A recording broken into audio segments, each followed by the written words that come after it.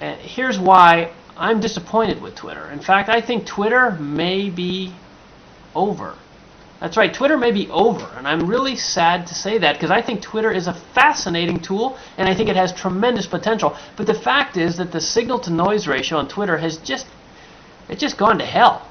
It's really hard to get anybody's attention. It's really hard to grow a following, and it's really hard to actually engage people anymore because everybody is overwhelmed.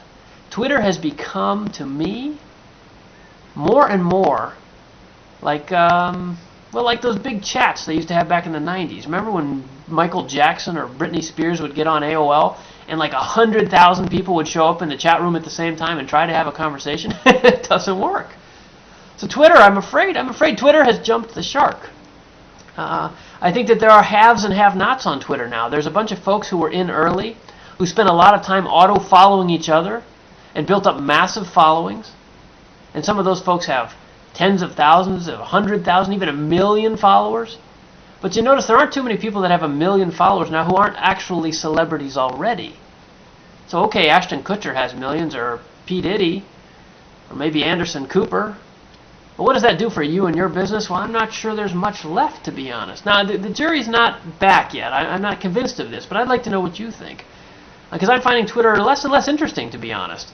The problems I've seen for a while, one that struck me a long time ago, is that it's asynchronous. Asynchronous means it's not in time. Now, email's not in time, and that's a good thing because you have an inbox. So if I send you an email tonight and you don't get it till tomorrow, that's great. That's efficient. Because I went to bed and then you saw it in the morning and you responded when you were ready. That's efficient. But Twitter, there's no inbox.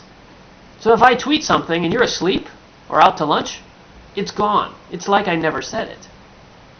So you have to be in the same time zone, not just the same time zone, but literally in sync with the other people that you want to communicate with. You can only have conversations in real time.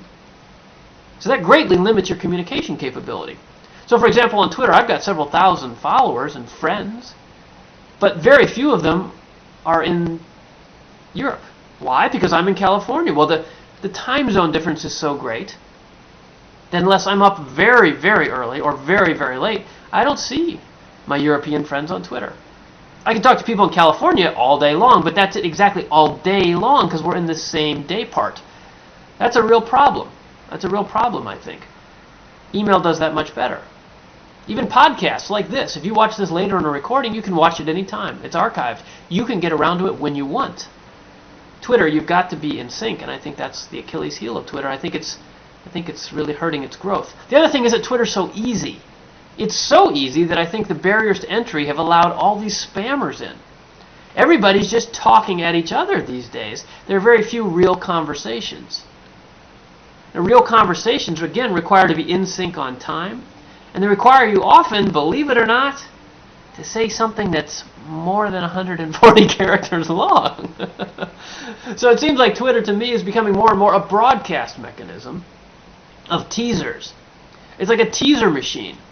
Hey, great new post about this with a link. The 7 secrets to that with a link. Now that's a perfectly legitimate way to market. That's fine. That's like the subject line in an email. No problem. But is it the great advancement of human communication that it seemed like 6 months or a year ago? It's not feeling that way to me. I wonder what you think. Leave me some comments. I'd be curious to hear what you think. The other piece that bugs me is the automation. Twitter is groundbreaking in the sense that it opened its API and all these other services came and built in their own support. New tools. Tweet later and schedule the tweet and the tweet deck and the Hootsuite and all these great tools. And they're amazing tools. Excellent stuff. But it makes it so easy to blast out these messages even when there's not a person behind them. Even managing multiple accounts so they can auto-follow and spam tweet. And this is the same problem that blogs went through. And email itself.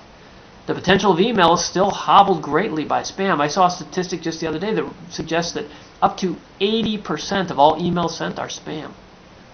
80%. You imagine how many emails you get already. Imagine that's only 20% of what the spammers are trying to get you. That's what Twitter's starting to feel like a little more and more to me.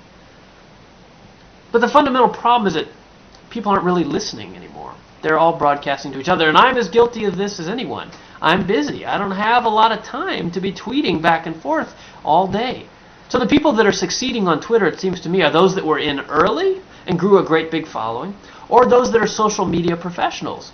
And they're online all day, and they're happy to have a virtual water cooler, to borrow the phrase coined by my friend Joel Comm, a virtual water cooler where they can hang out and discuss the news of the day and tease each other and share jokes, and that's completely legitimate too.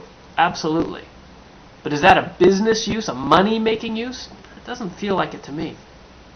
And then speaking of money, ads are coming to Twitter. You know, Twitter hasn't monetized itself yet. Twitter ads are on the way. Is that going to help? I don't think so. Twitter ads are going to come, and of course they're going to be smart about it. The Twitter guys are plenty smart.